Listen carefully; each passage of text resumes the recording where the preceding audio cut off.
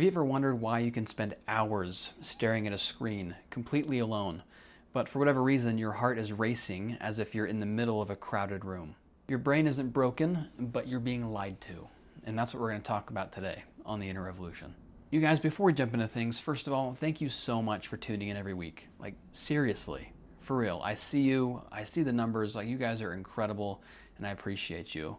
If you're ready to take it to the next level, if you want to put pornography behind you for the rest of your life, then you can schedule a free consultation with me with the little link down below in the description.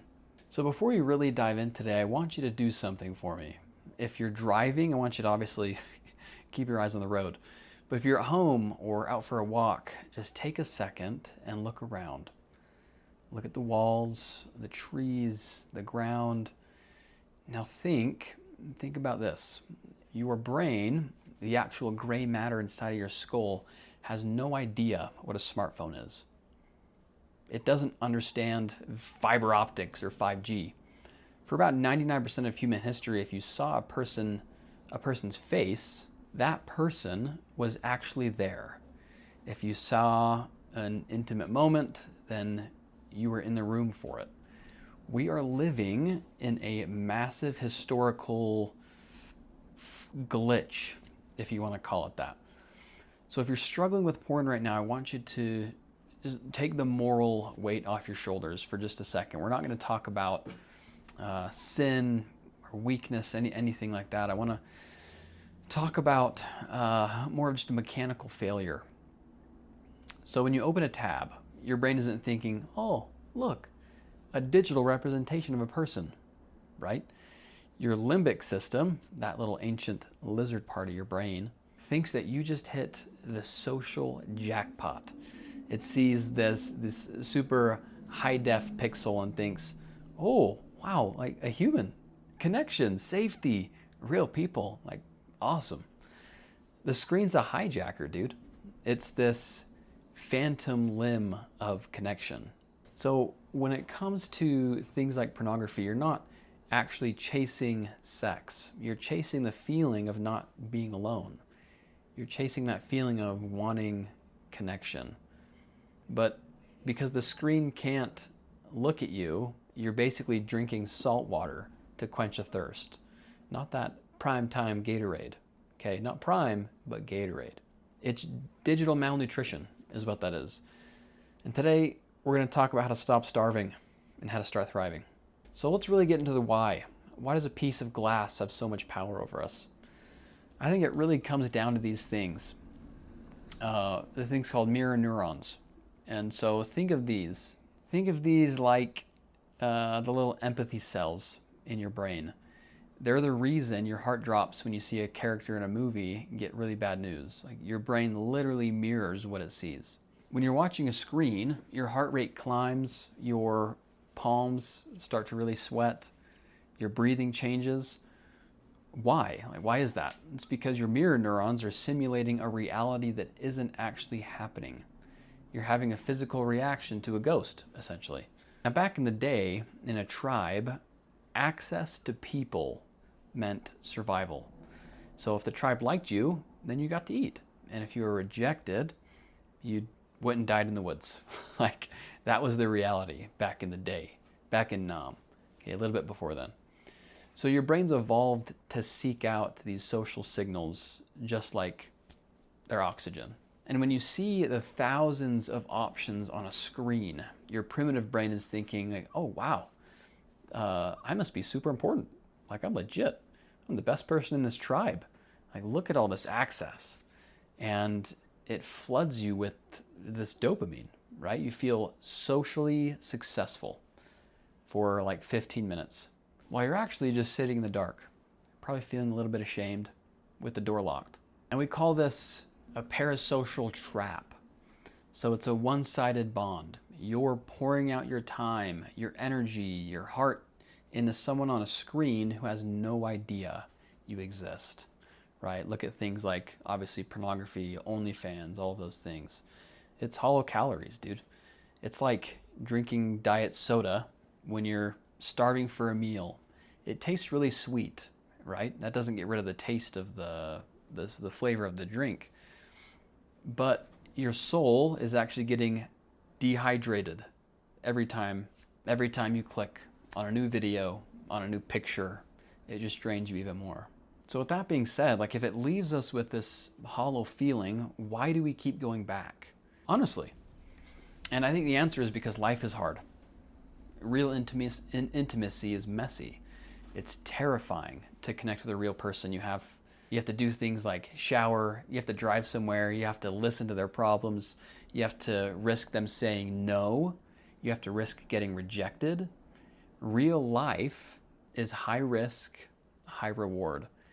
Porn is intimacy 2.0. It's the easy button. It's the reward with 0% of the risk. And we've talked about this, right? That's why it's so enticing most of the time. But here's the scary part. Like when you use the easy button too much, your social muscles start to wither. So think about it like this. If you used a wheelchair every day, even though your legs worked, eventually you wouldn't be able to walk anymore. Now that would probably take a while, right? But eventually, after you stopped using your legs, they wouldn't work. Socializing is a skill. It's like a muscle. And so if you stop practicing because the computer is doing the simulated work for you, then you become socially clumsy. It's weird to talk to a girl. It's weird to talk to a person. It's weird to stand up for yourself, to do all of these things. And then when you finally do or try to talk to somebody, maybe a girl at a coffee shop or even your own spouse, it feels awkward. You don't know what to do with your hands. You feel like a fraud, right? And so what do we do when we feel like a fraud? We run back to the safety of the screen. And that's the loneliness paradox. You go to the screen because you are lonely. The screen mimics connection but leaves you emptier. And because you feel empty and weird, you stop trying to connect. You isolate, right? Until the only friend that you have left is the very thing that's keeping you lonely. You're hiding from the one thing, being seen, that would actually fix this. All right. So, man, I can't, it moves the microphone. Anyway, so how do we stop the bleeding? It's really hard to just like quit, right? Quit social media, quit your phone. You can't leave a vacuum in your soul and expect it to stay empty. So you have to fill it. And here's an easy blueprint. Step 1 is the identity audit. I want you to be brutally honest with yourself. Who truly knows you? Not the work version of yourself, not the just at-home version of you, but the real you. Who knows what you're actually scared of? If that list is empty, don't beat yourself up, but just recognize that this is the starting point. And recovery isn't just stopping a bad habit, right? It's starting a community. You were never meant to carry this weight of addiction alone, really. You never were. We're meant to thrive in communities and thrive with other people. Step 2 is micro-vulnerability. Most of us are masters at wearing masks, saying, we're fine, right? Everyone thinks we're fine. So to break the paradox, you have to practice being seen in tiny little ways. So today I want you to have a non-transactional conversation. When you're at the store, don't just pay, right? Look at the person behind the counter, ask them, how's your day going? And then actually listen. Don't look at your phone, look at them. It proves that your brain, that real world interaction, is actually safe. Now, if you're like me, you'll go through the self-checkout. So make it a point. Go through the one checkout with the older lady that's going to help you check your food out, check your one item out. This is like doing one little push-up for your soul, okay, being seen. Step 3, you're not going to like this one, is the digital sunset. Your phone is literally a portal to fake friends. And so at 11 p.m. when you're tired, you're a sitting duck, dude. Like you're cooked, right? Move the phone out of your bedroom. Buy a cheap alarm clock. I've talked about this, right? What are you willing to do? Buy a cheap alarm clock. Give your brain 30 minutes before bed to just be quiet. Just exist. and register the silence, register the feeling of the sheets. And it's going to be super uncomfortable at first. Your brain's going to scream for the salt water, right? Give me that, I'm thirsty. I need the water, when it's really asking for salt water. It's fake. But that's how you reset. Like, I think it's 2 episodes ago, we talked about life being gray. Life's going to feel dull, and that's a part of it. So as we wrap up today, I want to just say your brain's not the enemy.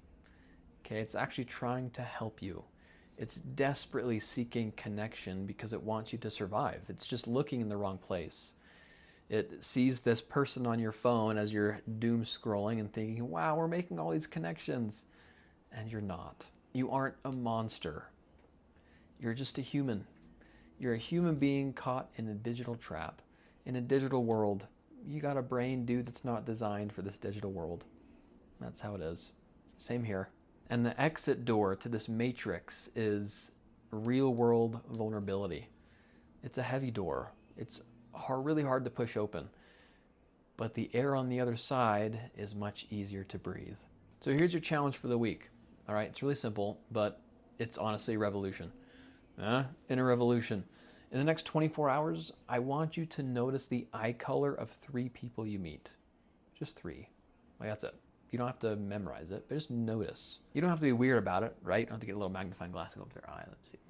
What color is that? But just looking long enough to see if they're blue, brown, green. When you do that, you're telling your brain, I'm here. You were there, and we're both real. It's a small little act of rebellion against this fake world of screen, when you can actually notice someone, notice something about someone. The fight is super hard, the road is long, but freedom is so real, dudes. It's possible.